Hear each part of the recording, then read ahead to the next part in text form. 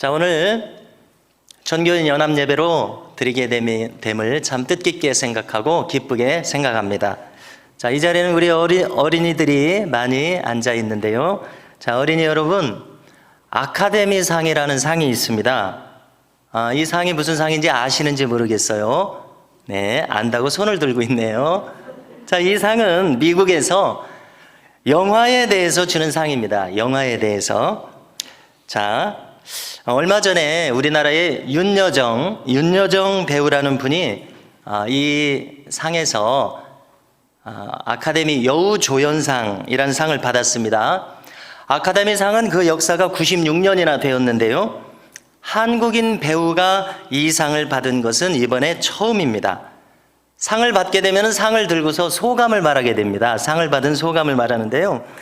윤여정 배우님이 어쩌면 그렇게 짤막짤막하게 영어로 말하면서도 재미있게 말하고 그러는지 사람들이 깜짝 놀라고 많은 감동을 받은 일이 있었습니다. 자, 그분이 어떻게 말했는지 제가 한번 흉내를 내볼 테니까 한번 들어보세요. 자, 그분이 이제 아카데미상을 이렇게 받고서요, 소감을 말하는 것이 이렇게 시작하는 거예요. 저는 아들 둘이 있습니다. 얘들아, 니네들이 나가서 일하라고 해서 엄마가 나가서 열심히 일해가지고 이 상을 이렇게 받았구나.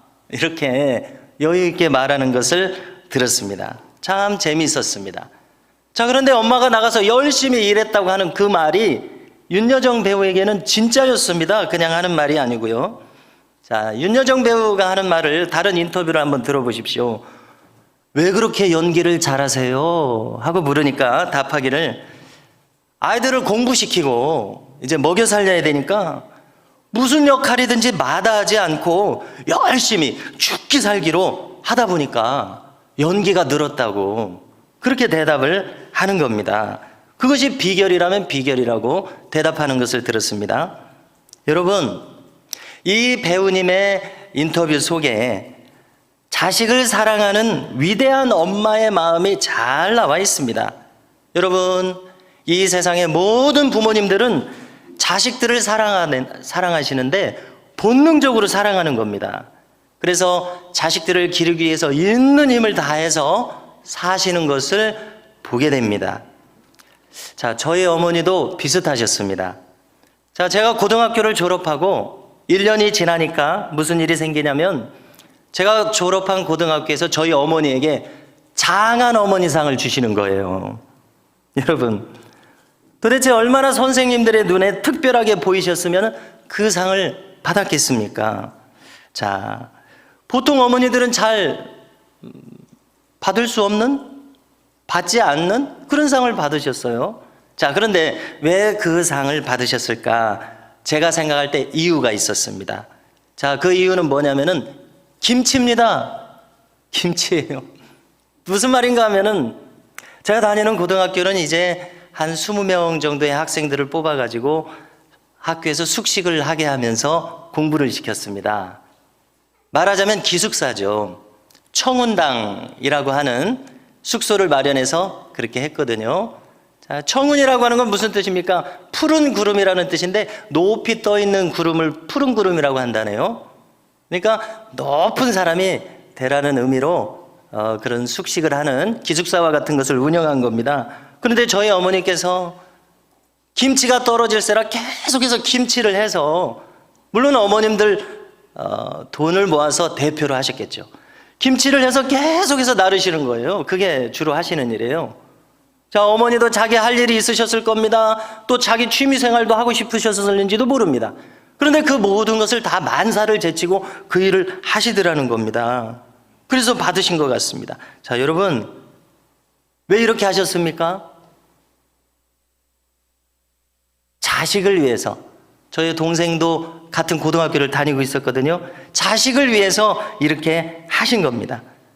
자, 여러분, 오늘도 좌우 우리 모든 교우분들을 돌아보십시오. 이 자리에는 수많은 어머니들, 권사님들, 그리고 할머님들이 계십니다. 이 자리에 계신 어머니, 할머님들도 다 그렇게 하셨습니다. 아버지, 할아버지들도 다 그렇게 하셨습니다. 저의 어머니뿐만이 아니라 제가 직접 보지는 못했어도 그 어떤 사람 못지않게 그 어떤 사람 이상으로 수고하시고 고생하시고 노력을 하셨습니다. 최선을 다하고 계셨습니다. 다 하셔서 자식을 기르셨습니다. 여러분, 왜 이렇게 하십니까? 다른 이유가 없습니다. 자식이기 때문에 이렇게 하는 겁니다. 자, 여기서 우리가 깨닫는 것 한 가지가 있습니다. 하나님도 우리에게 그렇게 하실 거라는 겁니다. 왜요? 우리를 지으셨으니까. 어머니의 그 헤아릴 수 없는 그 절대적인 사랑처럼 하나님도 우리를 지으셨으니까 우리를 그렇게 사랑하신다는 사실입니다. 그러니까 하나뿐인 독생자 아들 예수님을 십자가에서 죽으시기까지 우리에게 내어주시지 않으셨냐는 겁니다. 여러분, 그래서 우리가 오늘 말씀 잠언 23장 22절 이하를 읽었는데요, 오늘 함께 읽으신 이 첫 구절에서 뭐라고 가르칩니까? 첫 구절을 다시 한번 읽어드리겠습니다. 너를 낳은 아비에게 청종하고 내 늙은 어미를 경히 여기지 말지니라. 아멘. 이렇게 말합니다. 여기서 청종한다는 말은 청은 들을 청자이고 종자는 순종한다는 뜻입니다. 경히 여기지 말라는 말은 가볍게 여기지 말라는 말이죠. 무겁게 여겨라. 어머니를 대단한 분으로 여겨라. 위대한 분으로 여겨라. 이 말입니다. 여러분, 조금 전에 이야기한 윤여정 배우, 자식들을 위해서 얼마나 위대하게 노력했습니까? 자, 그런데 그분은 유명해졌으니까 더 위대하게 보이는 것이고요, 이 자리에 계신 여러분들의 어머니 아버지도 그분 이상으로 여러분들을 위해서 수고해 오셨습니다. 가만히 생각해 보세요. 여러분들 장난감 있죠? 없어요? 있다고 해야 되는데 옆집 아저씨가 장난감 사준 적 있어요? 아니라고 해야 되는데 날마다 엄마가 밥 지어주시죠? 옆집 아주머니가 밥 지어준 적 있어요? 네, 이건 아니라고 하네요. 여러분, 너의 어머니를 그러기 때문에 너를 위해서 수고하시는 다른 사람이 그렇게 수고하지 않으니까 너에게는 너의 어머니가 그렇게 위대하시다는 걸 깨달으라는 것입니다. 여러분, 이 말씀을 왜 했습니까? 자, 성경 중에서 잠언이라는 책을 우리가 읽었는데요, 참 이 성경의 말들이 어렵네요. 이 잠이라는 말은 바늘 잠자를 썼습니다. 한문으로 돼 있어서요. 어는 말씀 원자고요. 자, 바늘은 무슨 역할을 합니까? 바늘은 찌르는 역할을 하죠.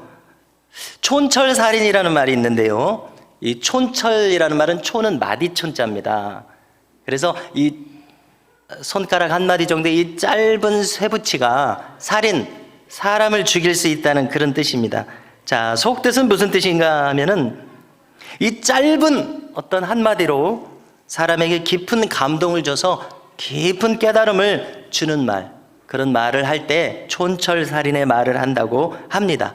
그래서 잠언은 촌철살인의 말과 같습니다. 그래서 속담이나 경구나 명언이라는 뜻하고 똑같은 말이 바로 이 잠언입니다. 자, 특별히 우리가 잠언을 쭉 읽으시게 되면은요, 아버지가 사랑하는 아들에게 주는 말씀들을 모아놓은 것이 잠언인 것을 알게 됩니다. 잠언은 주로 솔로몬이 모아놨습니다. 유명한 이 지혜의 왕 솔로몬이 자신이 아버지가 되어서 평생 경험한 것을 가지고 사랑하는 아들이 잘 되라고 기록한 것이 잠언이라는 것입니다. 그런데 여러분, 조금 전에 22절을 읽었는데 이것은 무슨 뜻입니까? 솔로몬이 평생 살아보니까 아버지 말을 안 듣고 사는 사람들이 있더라는 것입니다.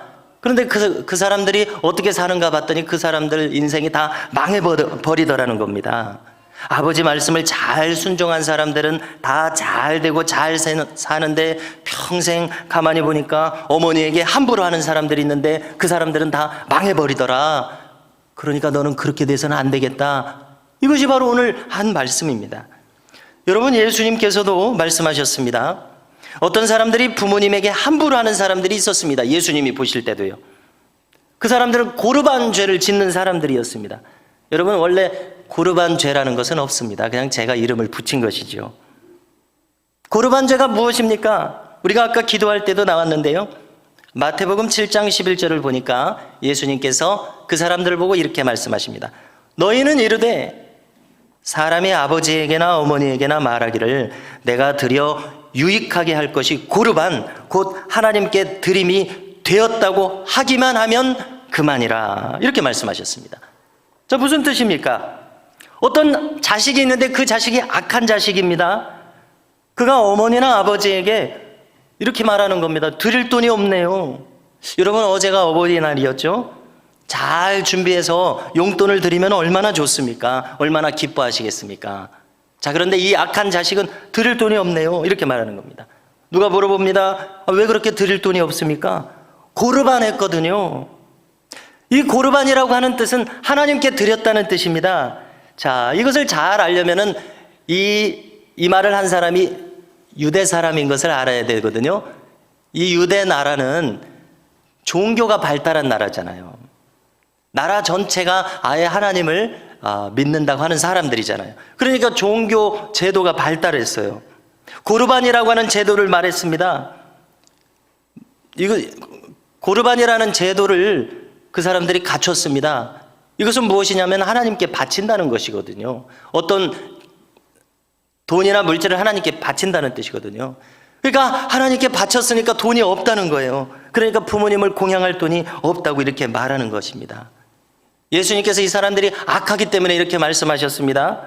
사람들이 얼마나 잔머리를 잘 돌리는지 모릅니다. 속마음은 부모님께 지금 드리기가 싫은 거예요. 그러니까 고르반이라고 하는 이 본래는 하나님께 물질을 드리는, 하나님께 헌금하는 좋은 제도거든요. 그런데 이것을 악용한 것입니다. 이제 자기들이 돈 버는 어른이 되었다고, 자기들이 이제 다 컸다고 부모님들을 귀찮게 여기는 겁니다. 부모님들이 이제 평생 수고해서 자기들을 길렀으면 부모님들이 연로해서 이 일을 하실 수 없으면 어떻게 해야 됩니까? 다른 사람이 나의 부모님을 도와줘야 되나요? 자기가 자기 부모님을 공양해야죠. 마땅하지 않습니까? 자, 그런데 자기들 살기 바쁘다고 부모님 공양하는 것이 싫어진 겁니다. 그래서 예수님께서 탄식하는 겁니다. 너희들이 쓸데없이 고르반이라고 하는 제도를 만들어가지고 내 부모를 공경하라고 하는 정말 소중하게 지켜야 될 하나님의 말씀을, 이 제도를 가지고 없애버리는구나, 이렇게 탄식하신 것입니다.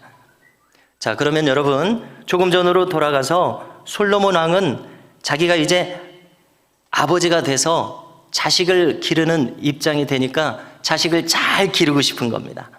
그래서 너무나 해주고 싶은 말이 많은 겁니다. 왜입니까?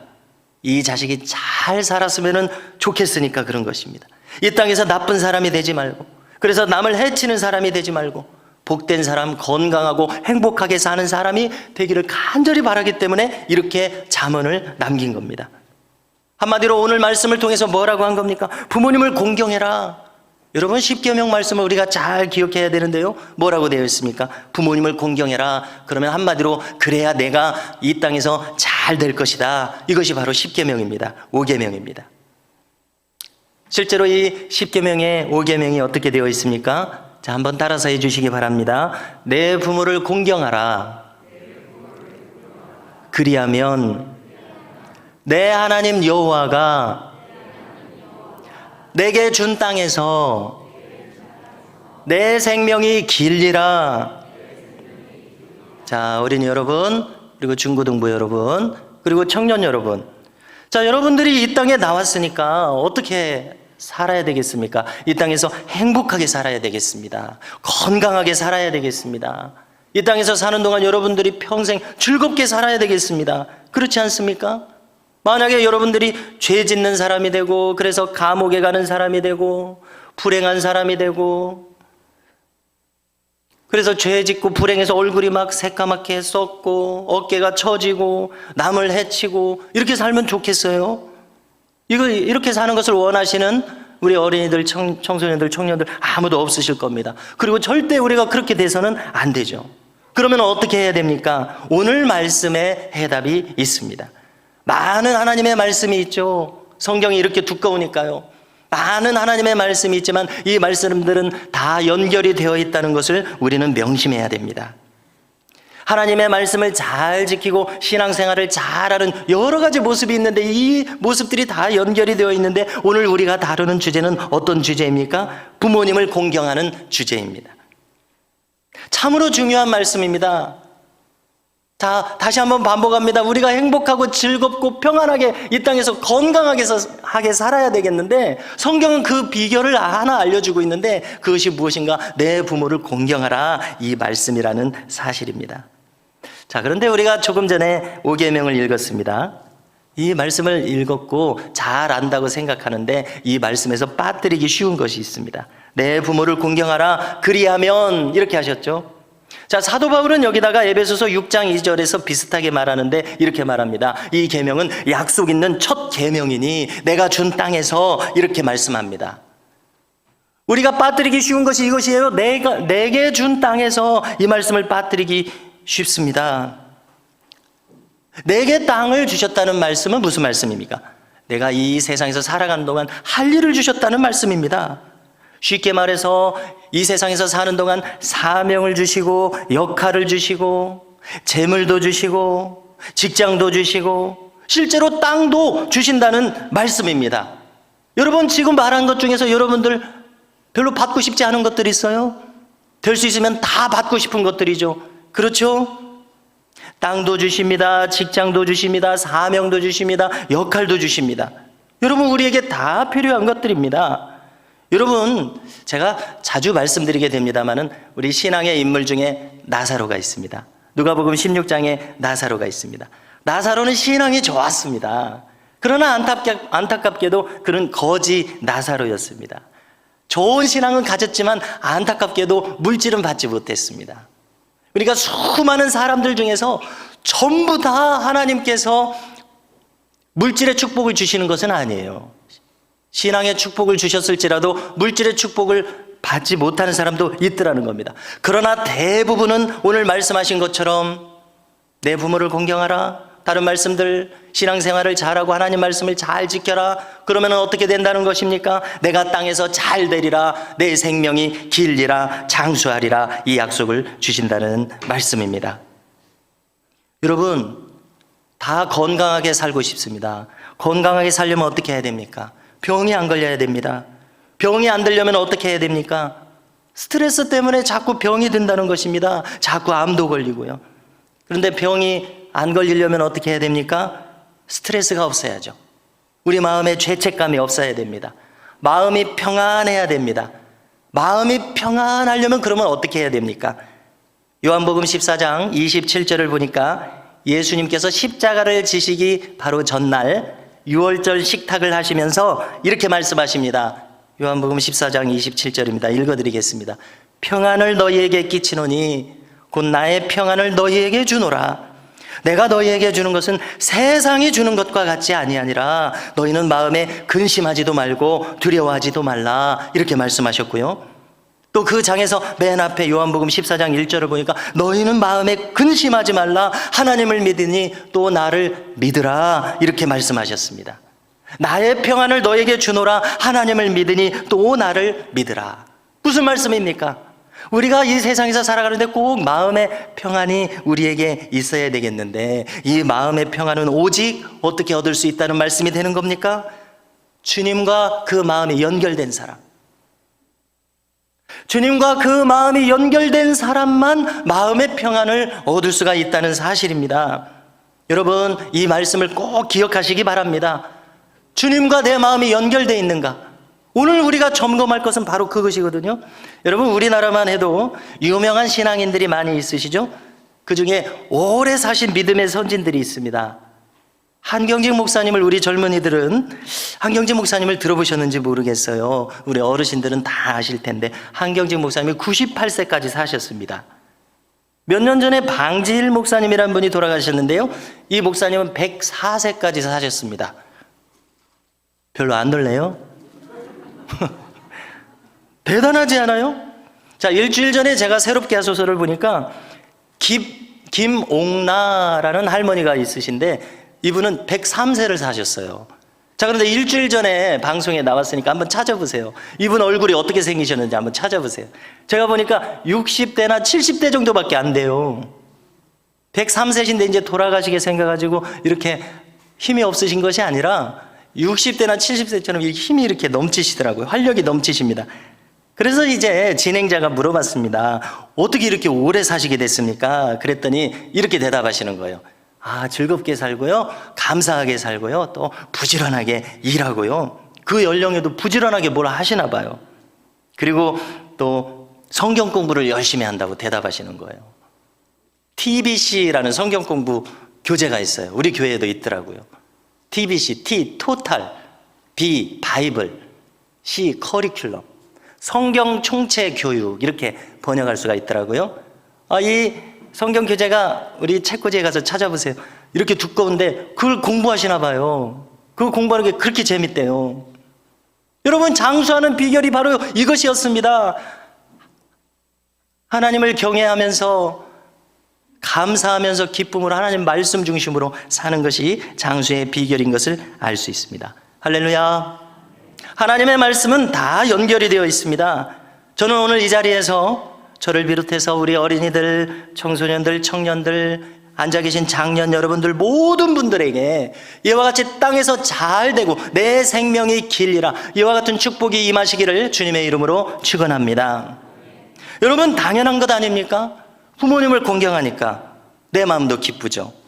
부모님께서 또 공경을 받으시니까 기쁘고 보람 있어 하시죠.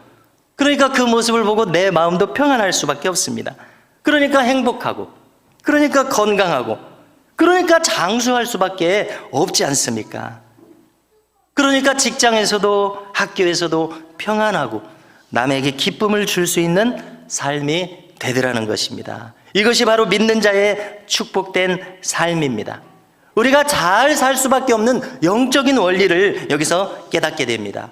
이와 같은 축복이 우리 모두에게 임하시기를 다시 한번 주님의 이름으로 축원합니다. 오늘 말씀 23절을 계속해서 보시겠습니다. 진리를 사되 팔지는 말며 지혜와 훈계와 명철도 그리할지니라. 무슨 뜻입니까? 진리를 사되, 오늘 우리가 나누고 있는 주제를 가지고 생각해 보면은 내 부모를 공경하라 이것입니다. 그런데 이 부모를 공경하는 것이 그저 되지 않고 사되 노력과 물질이 필요하더라는 것입니다. 자, 오늘 카네이션을, 어제가 우리가 어버이날이었습니다. 카네이션을 달아드리려면 어떻게 해야 됩니까? 우리 동네에서는 어디서 판다냐? 얼마지? 이 연구해야 됩니다. 시간을 내서 공부를 해야 됩니다. 자, 오늘 용돈을 드리려면 어떻게 해야 됩니까? 어제 어버이날에 용돈을 드리려면 어떻게 해야 됩니까? 내가 돈이 있나 찾아봐야 되고, 아이고 돈이 없으면 어떻게 해야 되죠? 정말 드리고 싶은 사람은 어떻게 할까요? 빚을 내서라도 준비를 하는 것입니다. 미리 준비하고 연구하고, 자, 이것이 바로 진리를 사는 것입니다. 겨울에 부모님께서 춥지 않으신지 연구를 해야죠. 그래서 보일러를 놓아드려야 되는지, 기름값을 드려야 되는지 미리미리 연구와 준비가 필요한 것입니다. 이것이 바로 진리를 사는 것입니다. 값을 치러서 진리를 사는 것입니다. 부모를 공경하기 위해서 노력과 연구를 하는 겁니다. 반대로 진리를 팔지 말라고 하십니다.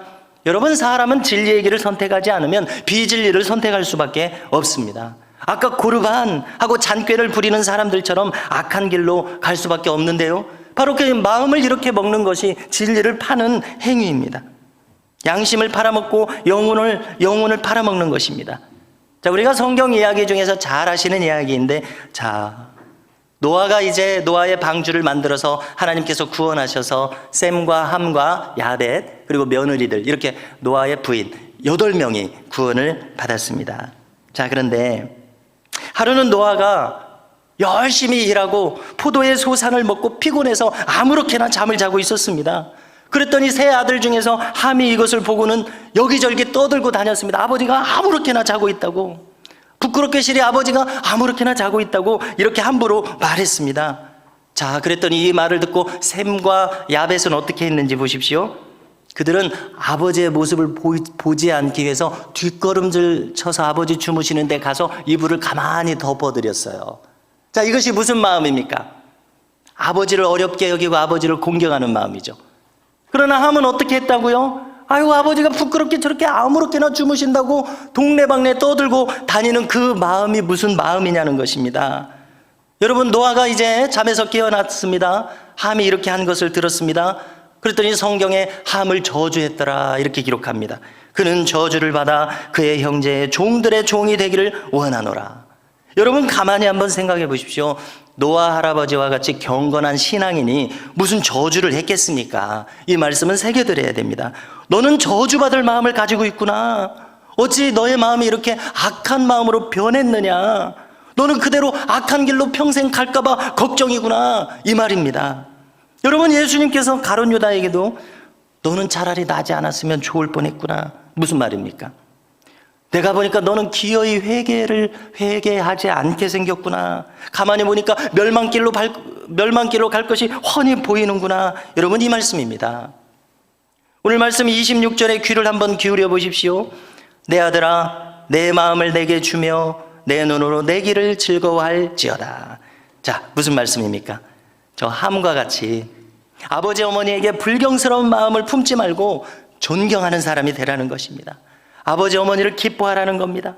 아버지 어머니께서 지금까지 살아오신 인생길을 잘 살펴보고 나를 어떻게 보살피셨는지 어떻게 애쓰셨는지 좀 깨달아 알라는 것입니다. 여러분 이것이 바로 여러분들의 마음을 여러분들의 부모님에게 주는 겁니다. 어머니 아버지 이렇게 열심히 살아오셨네요. 애쓰셨네요. 이제 알았습니다. 자, 오늘 말씀을 보니까 그 다음에 뭐라고 하십니까? 내 눈으로 내 길을 즐거워할지어다. 같은 말씀입니다. 성경은 늘 같은 말씀을 반복합니다. 부모님의 인생을 잘 살피면 부모님을 높일 수밖에 없다는 말씀입니다. 존경스러운 그 인생길을 알아들이라는 겁니다. 그럴 때 부모님께서 지금까지 살아온 모든 인생길에서 자식들이 하는 것을 보고 보람을 느끼게 된다는 사실입니다. 메가더 장군이라는 분이 남긴 유명한 자녀를 위한 기도문이라는 기도문이 있습니다. 그 기도문에서 메가더 장군은 자녀를 위해서 이렇게 기도합니다. 내게 이런 자녀를 주옵소서. 약할 때는 자기를 돌아볼 줄 아는 여유와 두려울 때 자신을 잃지 않는 담대성을 가지고 정직한 패배에 부끄러워하지 않고 태연하며 승리에 겸손하고 온유한 자녀를 주옵소서. 이렇게 기도하시고요. 맨 마지막에 뭐라고 기도하는지 읽어드리겠습니다. 맨 마지막 기도를 보니까 그리하여 어느 날 나 아버지는 내 인생을 헛되이 살지 않았노라고 고백할 수 있도록 도와주옵소서. 무슨 기도입니까? 아버지의 인생을 자식들을 보고 보람 있는 인생, 기쁜 인생, 이 마지막 인생길을 이렇게 가게 해달라는 기도 아닙니까? 여러분 오늘 말씀 25절은 말씀합니다. 내 부모를 즐겁게 하며 너를 낳은 어미를 기쁘게 하라. 사랑하는 부모님께 무한한 삶의 기쁨과 보람을 드릴 수 있는 우리 모든 성도님들이 되시기를 주님의 이름으로 축복합니다.